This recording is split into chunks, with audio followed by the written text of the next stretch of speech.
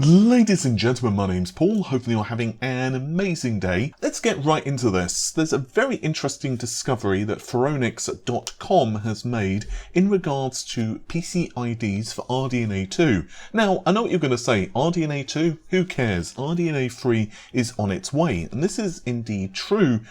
But you might recall that there's been an awful lot of rumours concerning a possible refresh for RDNA 2. We'll get into that in just a second, but first of all, let's take a look at the news article. So essentially, there's 17 PC IDs which have been discovered in an AMD GPU kernel driver. This is essentially, of course, a very early stage in the bring up of a GPU that they start adding these PC IDs. So there's 5 for Sienna Cichlid, which is Nave 21. Then Navy Flounder has 5 IDs as well. I won't read out the IDs because I'll be here until Christmas. And then finally, Dim Grey Cavefish has an additional 7. So basically speaking, that's an awful lot of IDs, and we also have 4 Dim Grey Cavefish IDs that are already present in the DRM driver. Now, this is certainly a cause for raising eyebrows, but first, let's get to some obvious things that it could possibly be. The first would be something like professional level cards, or just potentially GPUs for laptops or other such usages. There are also possibilities that AMD are just using these cards internally, or it could even be for things such as custom socks. Remember, RDNA 2, of course, is found in, well, a whole bunch of custom silicon, so it wouldn't be unheard of for this to occur. But getting back to what I mentioned at the beginning of the video, so yeah, there's a lot of rumours that Nave 3X will not have a whole bunch of SKUs, so Nave 33 will basically be the low end of RDNA 3, but it's not going to be low end in the traditional sense. It's more going to be how AMD handled, remember when Vega 56 and 64 were released, but you still had Polaris? Well, yeah, basically RDNA 2 is thought to be getting some kind of refresh, so RDNA 2 will almost become like Polaris. Now, this is definitely an intriguing prospect, and of course there are a lot of rumours that we're going to see this on the 6nm process. It'll be very interesting if this actually occurs, and there's a number of people that have leaked this in the industry, and I'm personally hearing it myself as well. I don't know what the timings for this will be though. That's the kind of curious thing. I wonder if we're going to see the refresh first, and then afterwards AMD will start filling up the high end, or whether it's going to be kind of simultaneous, or maybe the high end first and then the lower end cards later on. Separately, there have also been rumours, of course, of RDNA 2 refresh for mobile, as well as an RTX 30 refresh for mobile. That would, of course, be laptops and such. So yeah, I suspect some of these products will not come to the market, and obviously with any rumour, it's possible that it could be false. But I think, honestly, RDNA 2 coming to low end does make sense. Nave 33 is still going to be monstrous. The rumour is that it's 50% faster than the 6900 XT, but it's going to be rather expensive. I'm hearing around $500 US, although obviously it's very early yet to be discussing the final price of the cards, because honestly, well, yeah, I mean, cost of bill of materials alone could change substantially in the next like 12-ish months before the parts release. So AMD either way does need products to fill out the lower end. The real question I've got though is that Nave, the full Nave 21 silicon, which you would presume would be one of these refreshes, would have the same number of shaders as Nave 33, possibly. So yeah, it'll be very interesting to see what the marketing around all of this is. Very curious. Keeping on the AMD theme, there's a very interesting rumour again from Grayman55.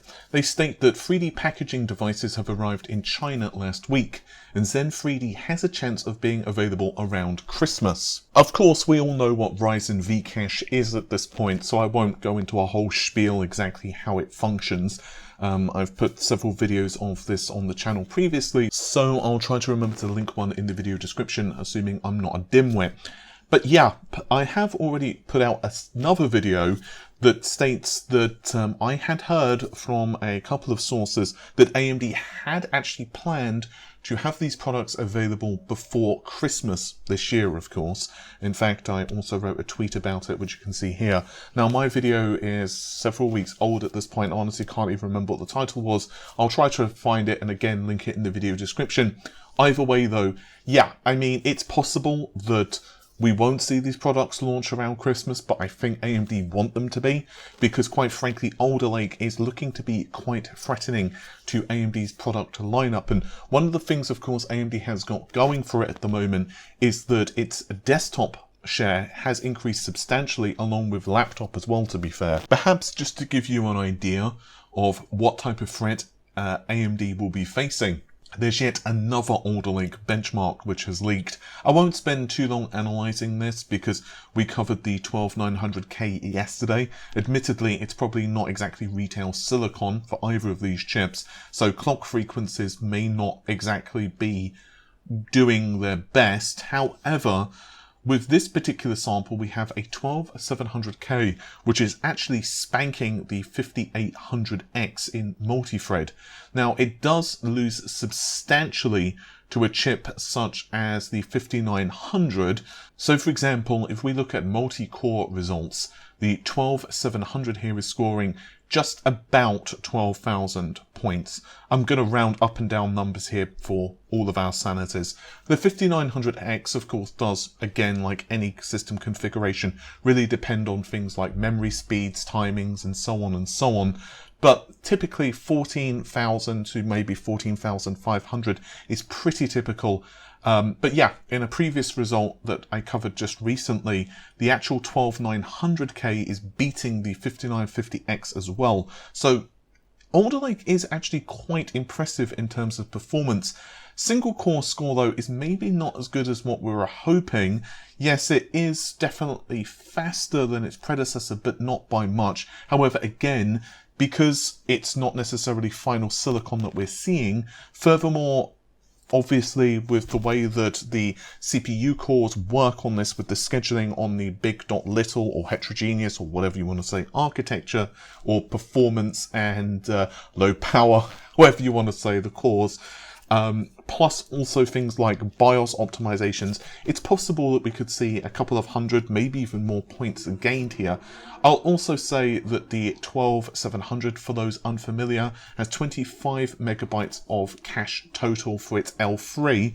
At the moment, we believe that this is a 20-thread processor, so the high-performance cores have basically SMT or hyperthreading, so that's 8 cores, 16 threads, but the performance cores, well, they don't have SMT and there's only 4 of them. Even so, they still should offer a pretty impressive amount of performance. The final thing I'd like to just briefly touch on today is an RTX 3080 Ti. Credit to videocard.com for this one, and well, you can see yourself. There's a Gigabyte Aorus RTX 3080 Ti Extreme! But it says it's got 20 gigabytes of RAM. This is, of course, a very different configuration to the RTX 3080 Ti, which has actually ended up being released.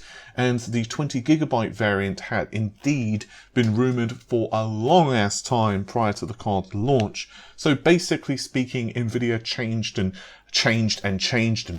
the specification of the RTX 3080 Ti a lot of times, basically. So we'd already seen numerous entries, for example, in the Euro-Asian Economic Commission that had been submitted by AIBs, and this is even going back at the beginning of this year, just to give you an idea.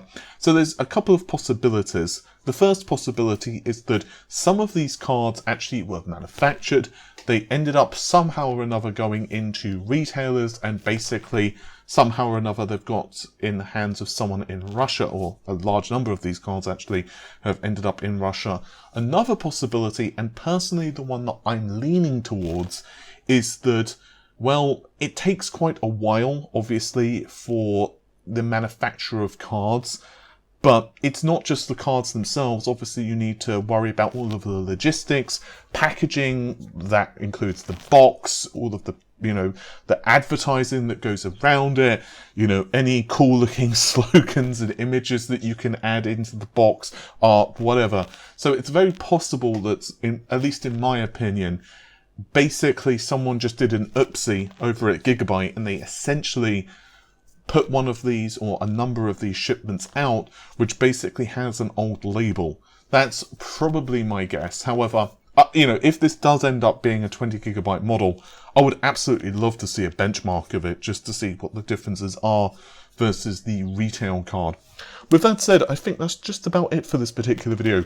Apologies for the no camera again. I'm just on the final leg of editing the video that I've been working on for AMD, and yeah, basically I've kind of had to change a couple of components in my rig, so things are a little more difficult at the moment, let's just say. But yeah, the video should be up tomorrow, assuming nothing goes kaboomski.